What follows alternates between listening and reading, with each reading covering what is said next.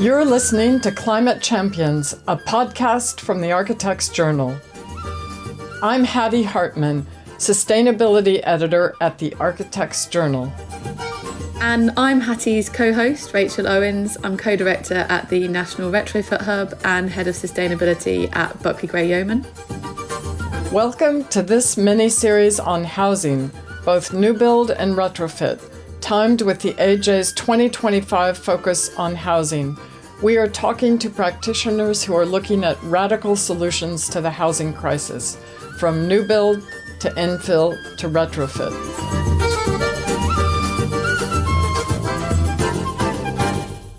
Before we launch into this episode, I want to bring to your attention a consultation that is currently underway that deals with much needed reform to energy performance certificates, EPCs, to make them fit for purpose in driving better performance for both new build and retrofit.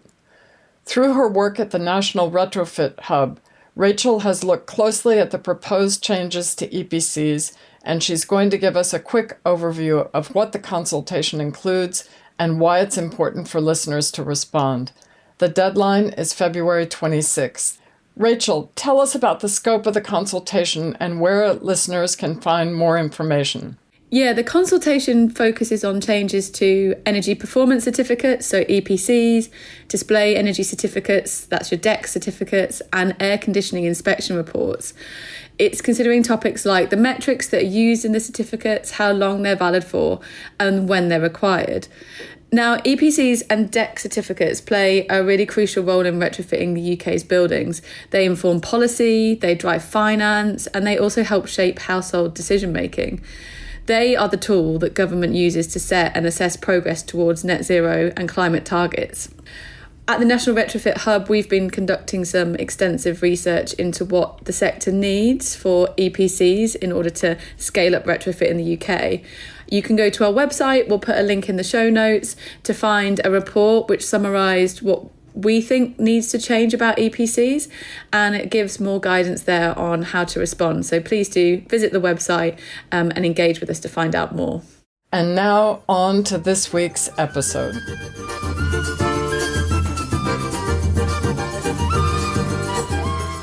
We started to understand that it's unsustainable as a business if we don't fully commit to and upskill ourselves as a business to be a sustainable practice. That critically was quite important because it meant immediately that we had to be quite considered about the projects that we chose to work on. Our guest today is Tara Gbolade of Gbolade Design Studio, a 4-person practice which recently won an AJ Architecture Award for its Hermitage Mews housing project in Croydon. Tara also has a new book just out called Changing the Game: How to Be a Sustainable and Regenerative Small Practice. It's all about the power of small practices and how their nimbleness enables them to pivot towards shaping a more regenerative future. Tara is a UK GBC board member, a mayor's design advocate, and until recently, a member of the steering group of Architects Declare. She also presented her work at the 2023 Venice Biennale, and she recently completed a mini MBA at Oxford Said Business School. Previously, she was a public practice associate in Harlow and Gilson, developing a sustainability strategy for 23,000 planned new homes. Tara, you are a long-standing and passionate climate champion, and I'm delighted to have you on the podcast as our first guest of the year. It's my pleasure. It's great to be here. We've got a lot of ground to cover, so let's start with your book. What motivated you to write a book? I think we were quite inspired about the fact that we needed new references within architecture and business. We read a lot. However, we wanted to explore a book that was really rooted in our beliefs in regenerative development. So prioritizing environmental, social, and economic growth and development, and not just sustainability. And we wanted to shift the dial from looking at environmental sustainability and increase the voices of the other aspects. So I think the the book was a way to really think about how small practices make an impact on the UK business scene. We wanted to bring through different voices and feature diverse voices. So from practices such as urban symbiotics and nimtim to inspirations such as Amanda Gorman, who is a poet and author of the UN and Sustainable Development Goals 2022 poem and ode We Owe. So different voices that speak to climate change, but in a much broader sense that really amplify the socioeconomic impact of what we get to do as built environment specialists. So can you highlight a couple of headline messages from your book? Absolutely. Perhaps I'll start with this quote from the Dalai Lama, which is in the book, which is, if you think you're too small to make a difference, try sleeping in a room with a mosquito. We thought that was a really interesting way of looking at the power of small and the power of small practices. We believe that small practices are innovative. We challenge the status quo, and small businesses challenge the status quo. And we strongly believe that small businesses are also a real heart of the engine of UK businesses as well. We contribute in so many ways, whether that be in the types of people we employ. It's well recorded now that diverse people employ diverse teams as well, which brings different thoughts to the table. Well, you have a big audience because, as you point out in the book, and as I'm well aware at the AJ, there are about 3,600 architectural practices in the UK, and 80% are less than 10 people, and more than 40% are just one or two people. Yes. So I think this message and the way you've framed it makes it very accessible. You're obviously putting a lot of this in practice yourself. At Hermitage Mews, we think it's designed to RIBA 2030 climate targets. I wondered if you could talk a bit more about that and what you consider the most pioneering thing about the project and what are you most proud of? Hermitage Mews is a series of 8 new build townhouses in Crystal Palace. And as you say, we designed it to RIBA 2030 Climate Challenge. For us at the time, in terms of pioneering, at the time we were looking at this in 2020, the RIBA 2030 Climate Challenge had just come out. So we were all newbies in terms of understanding what that meant. And so we worked really hard, first of all, with our clients in trying to understand what that meant for them and how we could empower them to make great decisions. We thought this was an incredibly important first step because as a practice, we are incredibly data-led and we use data to drive our decisions. So we needed to pass that baton on really for the client to catch it. And so it was one of the first projects within our practice that where we really focused alongside others on operational energy, embodied carbon targets, and worked really hard with understanding the materiality and working with a consultant team to ensure that that came to fruition. I think what I'm most proud of the project is interestingly, the friendships we built. The client was truly phenomenal. He unfortunately passed away through the build, which paused the build for about a good year, and that was heartbreaking. But I think what transpired through that is that he curated his team brilliantly, and we've remained friends since. So we had a predominantly female-led team, actually, which included the architect, PM, construction manager, the lot. Until today, we're at each other's hen-dos and weddings. The team itself has grown well past the project. So it feels like, yes, a great project for us, but a legacy project also for our original clients. Oh, that's really inspirational. And I think there's something there about the way that, I mean, we get told this quite a lot. Women do sometimes behave differently, and the competitive nature of the way that architecture is traditionally practiced is sometimes really damaging to bringing about the outcomes that we need to see. You mentioned operational energy, and I wondered if you could talk about the fabric first approach you took to reducing that. Did you encounter any challenges in detailing and delivering such a high performance envelope for the building? I think it's such a great question because we had almost everything thrown at us on this project. So, of course, initially we adopted a fabric first approach. And actually the construction methodology generally is brick and block work for the external walls and timber everywhere internally. So the superstructure, including the party walls, floors, etc. The reason for that was our clients focus on the mortgageability of these homes. Post Grenfell, they were quite concerned that these might be difficult for the end users to get a mortgage. So for us, we had to undertake this process of using at the time the FCBS carbon tool to just identify the best way to go around this. And so we provided different options to the client in terms of reducing embodied carbon and operational energy. What eventually transpired and worked out for us was using wood fiber insulation for our insulation, and then brick and block work. But because we worked with, again, a great consultant team, we wanted to test theories as well. So we explored mineral wool insulation as well, which came to be in the end for parts of the building, because during COVID and specifically during the Ukraine war, timber tripled in price and we had partial insulation on site, so we needed to pivot on site to see what would work for us. But for us, we wanted to really adopt an approach that reduced our embodied carbon. So exploring those options in the outset was brilliant.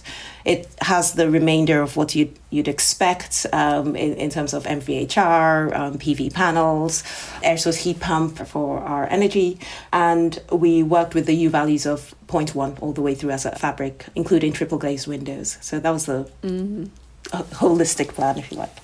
Yeah, it sounds like you will have had to work really closely with the delivery team on site to make sure that was all detailed correctly. And I think this idea that you're using the lowest embodied carbon and bio-based materials whenever you can, but there are constraints around combustibility, mortgageability, supply chains, and being flexible at those moments and knowing when you need to sort of compromise, and then what, I guess, the next best thing is if you can't use the wood fibre. So I'm imagining you had lots of decisions like that where you're trying to weigh up multiple sort of parameters to get the best outcome for the material use. Absolutely. And I think this is why it specifically comes back to a client and delivery team who are invested in the outcome, because they will ask the right questions, because they know we're collectively trying to meet a particular target. And for us, in this case, was RBA 2030. So yes, absolutely. That chimes with one of the themes that comes through in your book about the power of a small practice. And one of the powers you have is what you specify. So each decision needs to be seen through that light. In addition to a building or, these 8 units of housing, you've also done a lot of work with local authorities, looking at design guidance and design codes. And you talk about the opportunities for small practices to work with local authorities to help them deliver on their social value commitments, and that this is really a place where small practice can play a big part. Could you share a bit of that with our listeners?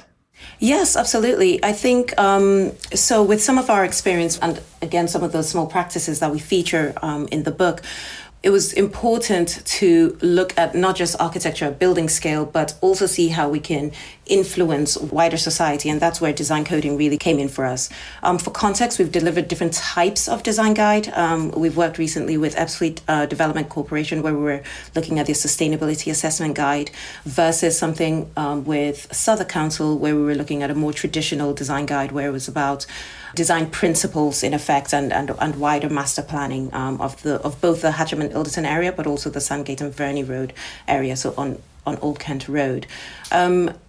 I think what chimes true across each type of design code for us is the power of collaboration. So whether that be collaboration with the client or collaboration with stakeholders, and I'll expand upon that.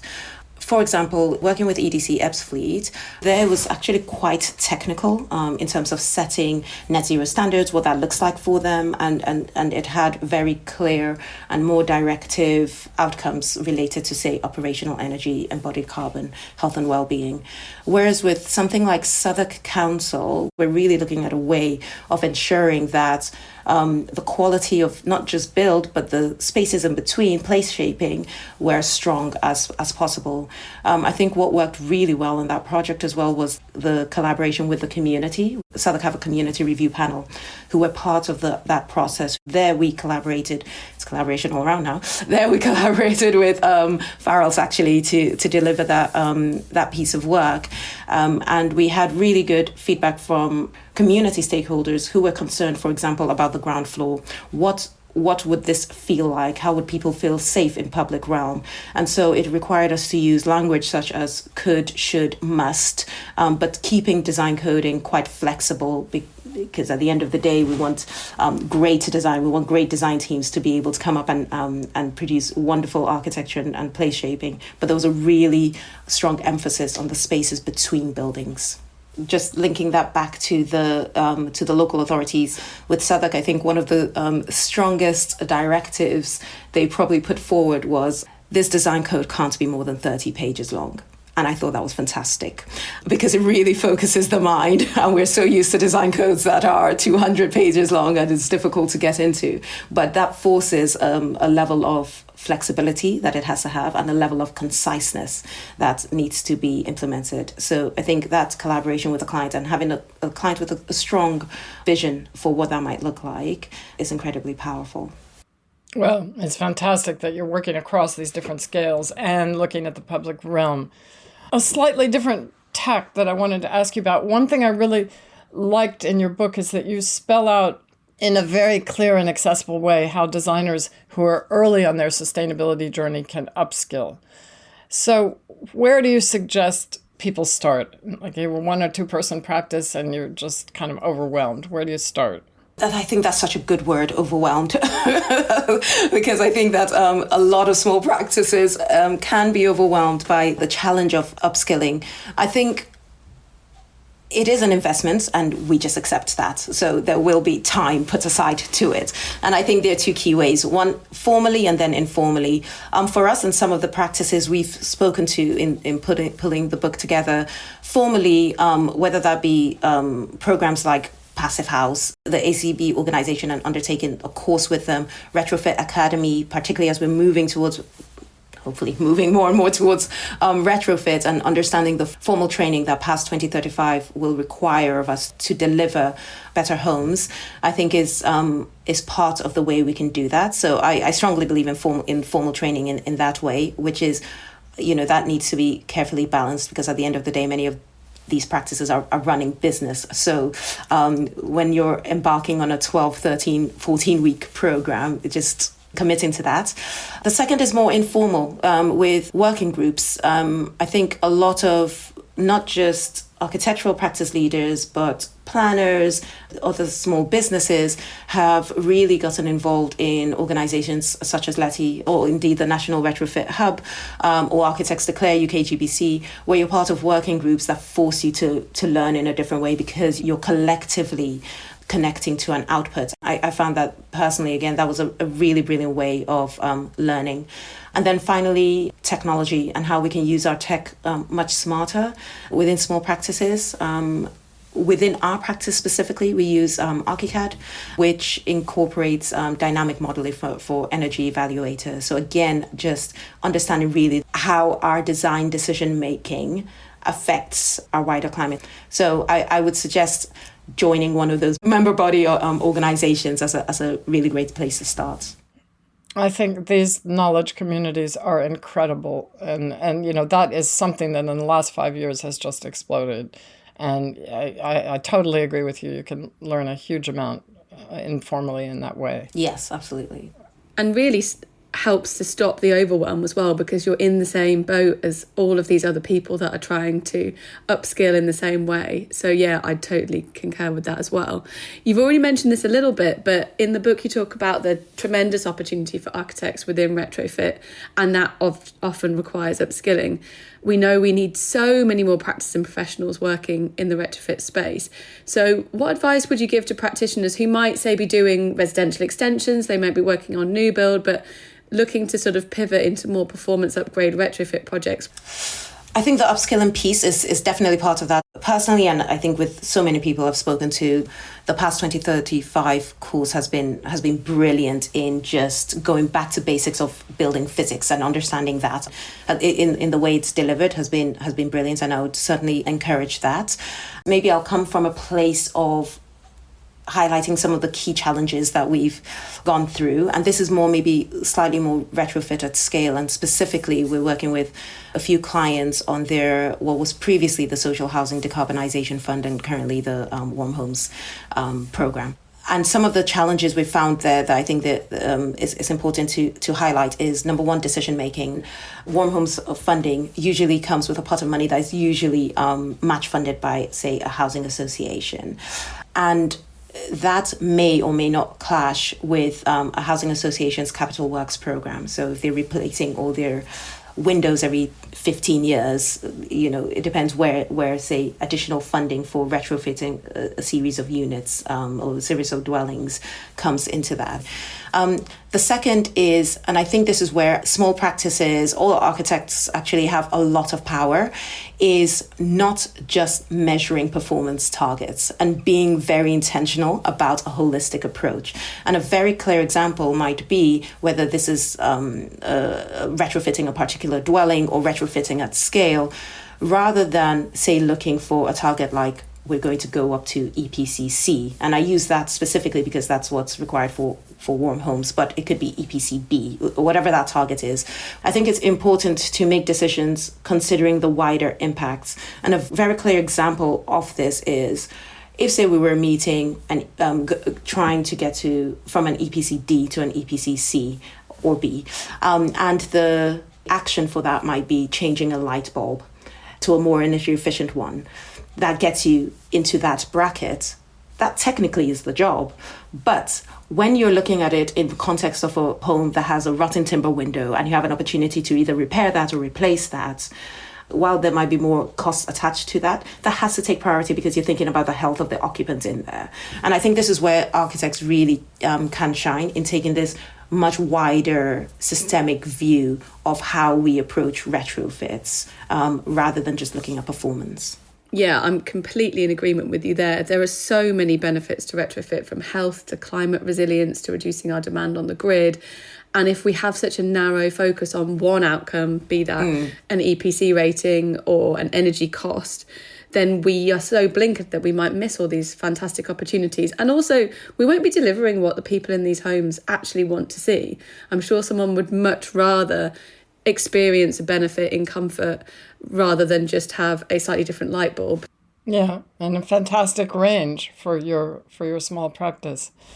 So I wanted to ask you, you were part of the Architects Declare steering committee for 3 years during a really pivotal time for the industry. How did this role impact your work and your outlook as a practice? It was pivotal. I think it was actually pivotal for us, particularly where we were as a practice. I think at the time of joining Architects Declare, I think we were about 3 years old as a business, as a practice. And so I think, first of all, the phenomenal generosity of everyone on the steering group and of all the people actually involved in Architects Declare, it really can't be understated. The second is that it helped shape the direction of our practice. We were always interested and committed to sustainable design and development, but AD had a way of pushing the boat and talking about regenerative design and development. And even though at the time we were trying to figure out, well, what does this actually mean for us? And it was really there that within our practice, certainly, we started to understand that actually it's unsustainable as a business if we don't fully commit to and upskill ourselves as a business to be a sustainable practice.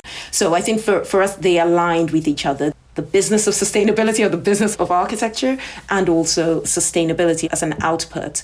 That critically was quite important because it meant immediately that we had to be quite considered about the projects that we chose to work on. That's exactly my next question, because in your book you have a half-page, very clear table which sets out how you make decisions on which clients and which projects you're going to engage with. I mean, there are a lot of very crisp and clear little nuggets of information in your book, and that is really one of them. So explain that a bit. Projects are long. They're 2 years, they're 3 years, they're 5 years. It's really important for us to enjoy what we do. And so choosing our clients becomes a critical part of that. So understanding what matters to them, understanding what their values are. And it doesn't mean necessarily that they have to be there. It just means that they are willing to go on that journey. So we have a client assessment chart, and it allows us to choose the clients we work with alongside them choosing us. For us, that means looking at our clients as partners. So first, a question that we definitely ask is the enjoyability. Are they joyful to work with? And we can usually get a feel for that. We can usually get a sense for that on meeting people. In terms of thinking about this context of clients as partners, are they going to support us in our business journey, and are we going to be able to support them in their business journey? We believe in creating value for our clients and understanding what they need so that we know whether or not we can do that, because that translates in different ways to them. It might be profitability that might be reinvested. So understanding that from their perspective, but ours as well. Do they pay their invoices on time? If not, then there's no point jumping into a project to spend half of your time chasing a client. Is there an opportunity for repeat work? Do they communicate well? And again, as highlighted initially, but critically, are they aligned with our sustainability and regenerative goals? Do they have that internally? They might have ESG targets, they might have commitments that they've made as a business, or are they willing to? And we'd be obviously delighted to work with those types of clients. And we feel like that's helped us enjoy a lot of what we do. So just following on from that, architects, I mean, this maybe sounds a little bit mean, but they're stereotypically bad at business in practice. It's not something a lot of people engage with while they're studying because they're really focused on design. But this is fundamental to making sure that we have long-term practices. So what's your attitude towards value-driven decision-making, and how does that influence your practice culture? Good question. And I understand this, this concept that architects are often stereotyped as being more focused on design than business. But the world is changing and has changed. And I think not just within architecture, I think wider society, jump on Instagram or maybe it's all the people I follow, I don't know, but you jump on Instagram and it's full of small businesses talking about business.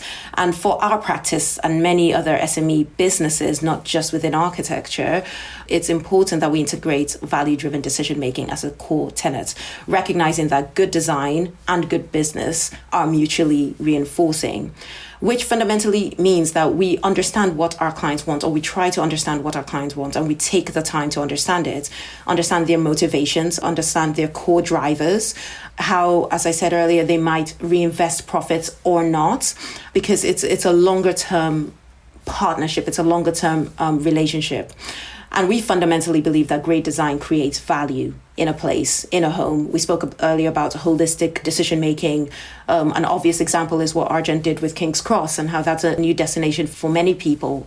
So I think like any other skill, business is something that we learn along the way. And I do think it's important, if we can, take formal training on that. It's not a new concept. Many large practices, certainly that I've spoken to, many of them have undertaken formal training, and we're seeing this movement a lot more with smaller practices who are part of business groups, where they ask just business-related questions on how one might deal with PI insurance going up. And I think we've certainly come to fall in love with the process of trying to navigate the challenges of running business alongside architecture. So I believe you've just completed a mini MBA at Oxford Said Business School. What was the scope of that, and what were your main takeaways? I have. The scope was, it was truly fascinating, actually, because I think I went in with the view of, okay, let's learn a new skill and how to manage business better, perhaps, and came out with a very strong and clear and focused view of business growth and what that might look like. It's a 13-week program that is undertaken partially in person and partially online, and it's incredibly intense, particularly alongside running business. And I was the only architectural practice in this cohort.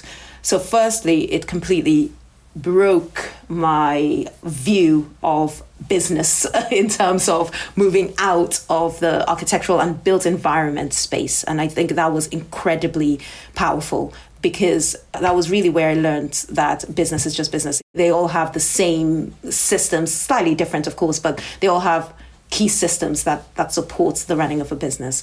So that was one key takeaway. The second is there's so many fantastic businesses in the UK, and we're so lucky. But the alumni, I guess, from that means that we immediately have access to this backstage of experts who get to critique your own business and who you get to critique as well, to ensure that we're remaining accountable to each other. And the things that we said to do, we were going to do 3 months later, and a year later, someone's going to knock on the door and ask how that's going. So I think that was a critical takeaway. So did you find resonance with your approach to regenerative design coming across in these other businesses? Where did you feel you were sitting in relation to that agenda in this cohort? That's such a good question, because going back to this point of being in the built environment, I thought everyone was on board. But it was really interesting listening to the feedback around the room in terms of, some businesses thinking, well, that's not quite so relevant immediately, or that's further down the line. And it was truly fascinating for someone from my background, because I thought this is critical. But it also helped me realize that how focused we can be on something. And it's coming back to this point of the broader understanding of business and all the other important aspects of business. But it also helped me realize why it's so important that we continue to be on this journey and we continue to push hard on this journey, because at the end of the day, we create the built environment. So that featured heavily, as you can imagine, on our business growth plan.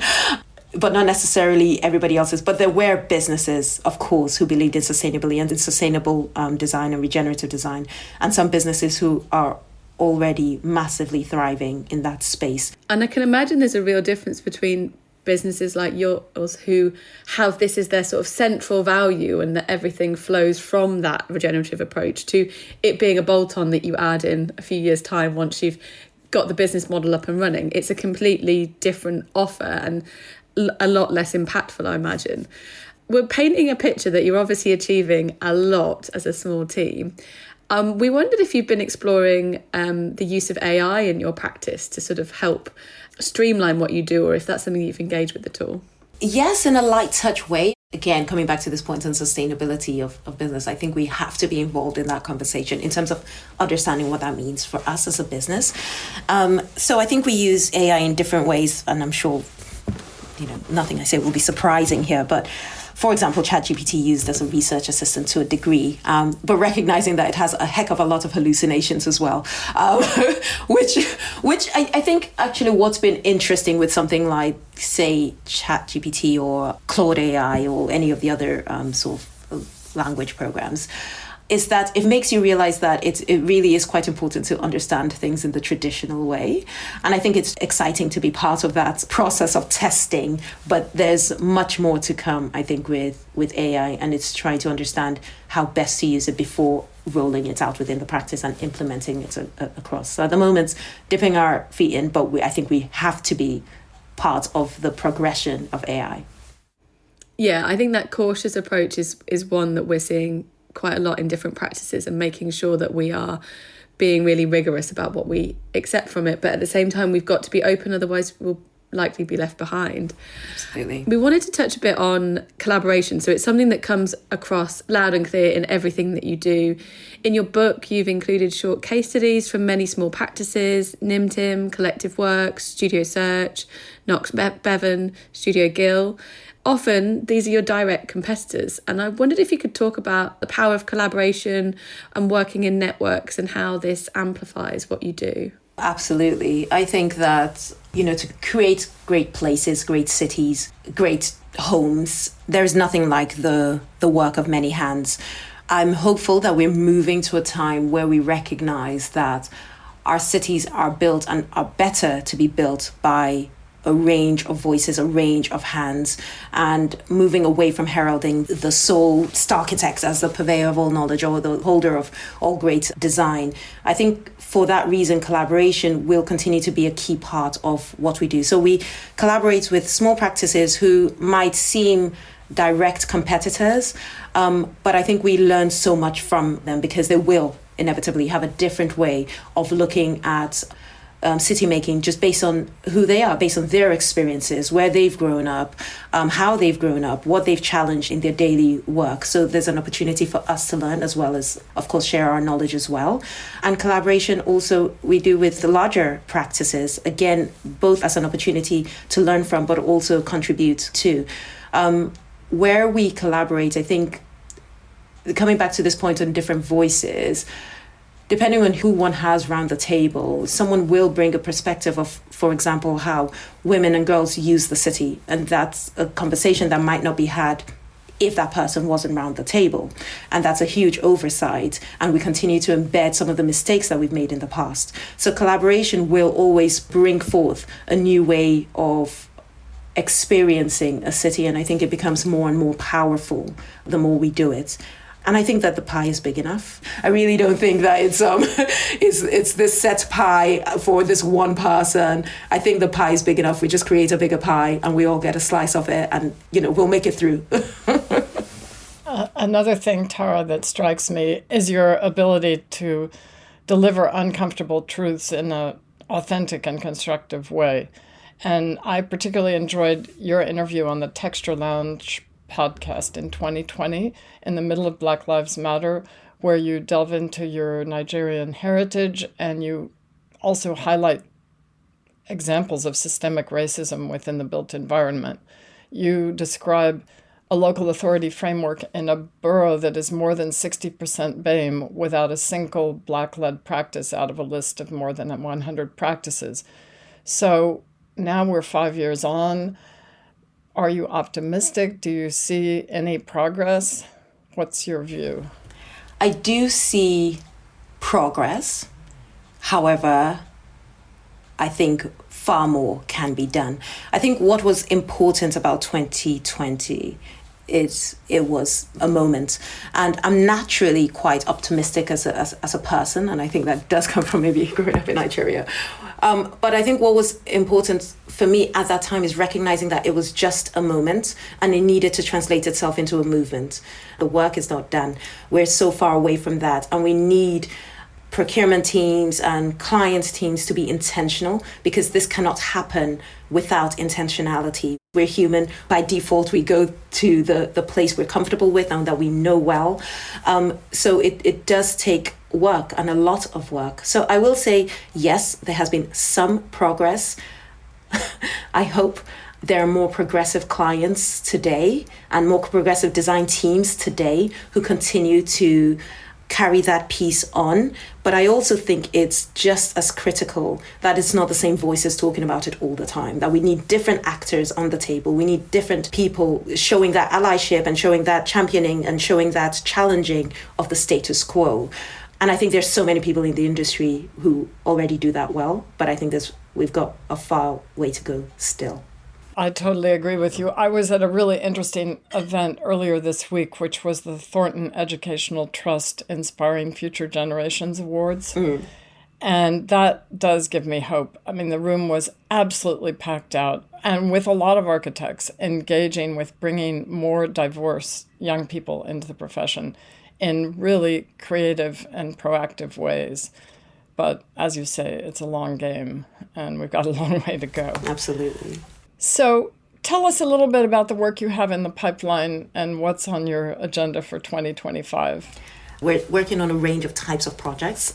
We're doing some master planning, some design coding as part of a wider master plan in Hertfordshire, Hemel Hempstead, with a large client. And we're collaborating with other practices, big and small actually, on that, which is exciting. We continue to work on the Warm Homes program in terms of retrofit. We're working with more housing associations specifically on that piece of work. And then we're doing a few community projects. We're working on a church at the moment. It's quite a large church that's underutilized, and they're exploring different ways for, I guess, economic sustainability as well. So we're looking at exploring other uses such as co-working and artist studios. And so it's a range of different types of projects. Finally, I want to wrap up with a couple of questions I often ask my guests. So what led you into architecture in the first place? Firstly, growing up in Nigeria, I feel so lucky to have grown up in a country that spanned the north and the south in terms of living in West Africa, but the north of Nigeria in Kaduna, really allowed me to see sort of local architecture that was quite religion based. It was mainly Muslim there, and seeing that architecture translates to how people live their lives versus the south of Nigeria, which is where my parents are from, which is more tropical. And again, seeing how architecture changes the way people live their lives, where it's compound housing and living more interdependently and community led. And then translating that over to the UK, or at least moving over to the UK and experiencing garden cities, which is where we first moved to. I think this experience of living and observing what was around me has been incredibly powerful in shaping what I wanted to do. But it was specifically an art class where I was introduced to Antonio Gaudi and Zaha Hadid. And I thought, well, that's what I want to do for the rest of my life. Amazing.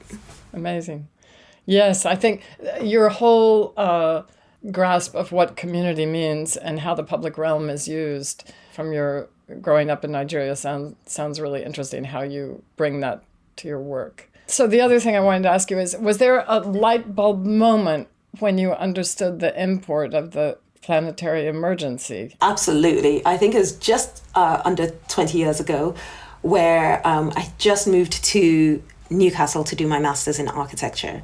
And naturally, I went for this shiny new apartment, which was on the quayside, on the Gateshead quayside, actually, which was brilliant. But I used to pay extraordinary energy bills each quarter. And it was a new building. And I couldn't square in my mind how a new building at that time required so much of my student budget.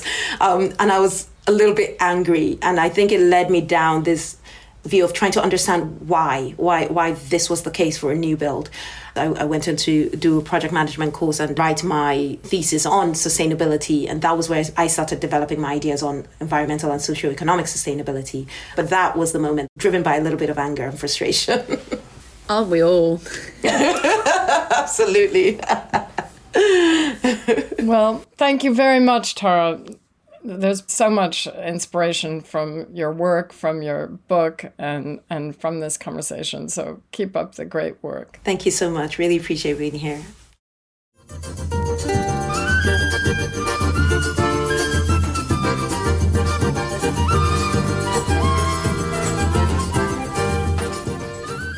Thanks for listening to Climate Champions, a podcast from the Architects Journal. Our next guest will be Melissa Mean of We Can Make. Thanks to our producer, May Robson. Our theme music is Foro dos Dois Amigos by Edmilson de Pífano, interpreted by Felipe Tanaka e Banda Balaio de Baião. Don't forget to leave us a review and hit subscribe for new shows wherever you get your podcasts.